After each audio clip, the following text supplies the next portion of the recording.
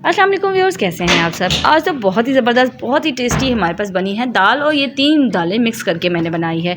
Recipe different है, try ज़रूर कीजिएगा और दुआ में मुझे ज़रूर याद रखिएगा। तो चलिए वीडियो को स्टार्ट करते हैं। इसी दौरान अगर आप मेरे चैनल पर नए हैं तो सब्सक्राइब कर दीजिएगा, वीडियो पसंद आए तो लाइक कर दीजिएगा।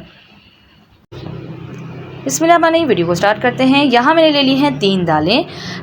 दाल मूंग ले ली है मैंने यहाँ पे आधा कप, दाल मसूर ले ली है आधा कप, और इसी तरह से चने की दाल भी मैंने आधा कप ले ली है।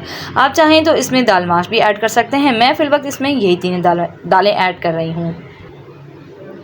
एक बड़ा प्याला लेंगे और उसके अंदर हम ये सारी दालें जो है वो मिक्स कर देंगे। अब करना क्या है कि इन सारी दालों को मिक्स करके अच्छी तरह से हमने धो लेना है। धो के और तकरीबन आधा घंटे के लिए हम अपनी दालों को भिगा देंगे ताकि ये जो है थोड़ी सी सॉफ्ट हो जाएं। दालों को भीगे हुए आधा घंटा हो चुका है। अब मैंने इसका जितना एक्सेस पानी था वो मैंने सारा निकाल दिया है। अब हम क्या करेंगे, ले लेंगे एक अदद हमने पैन, और उसके अंदर हम ये सारी दालें जो है वो डाल देंगे।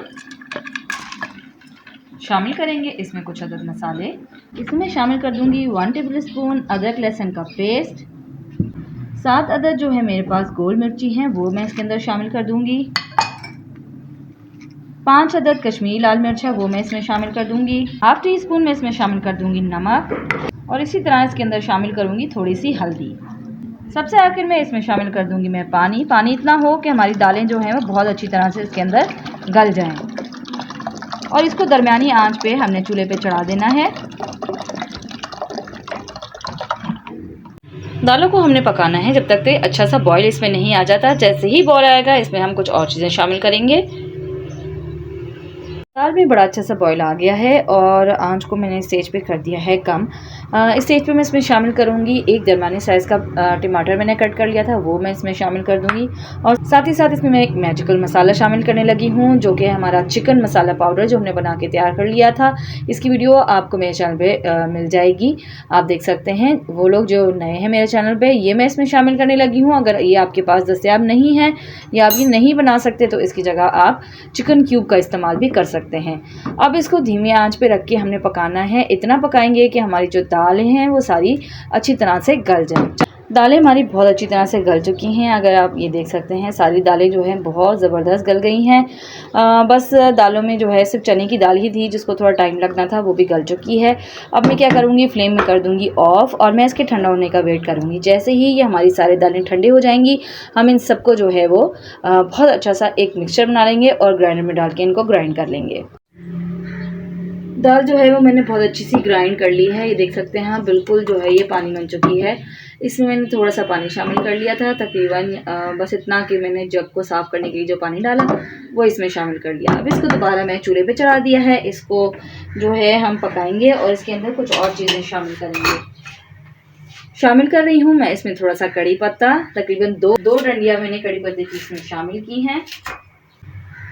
2 हरी मिर्चें इसमें शामिल कर दूंगी, और इसी तरह से थोड़ा सा मैं हरा धनिया इसके अंदर शामिल कर दूंगी। और अब हमें इसको थोड़ी देर के लिए पकाना है, तकरीबन 5 से 10 मिनट, इतना कि जो धनिया है और कड़ी पत्ता है इसका जायका बहुत अच्छा सा दाल के अंदर आ जाए।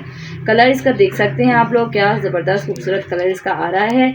और धनिया मिर्ची के साथ जब ये पकेगी तो इसका और भी ज़बरदस्त टेस्ट आ जाएगा। तो बस इसको हम कम से कम 10 मिनट के लिए हम इसको इस तरह से पकाएंगे हल्की आंच पे।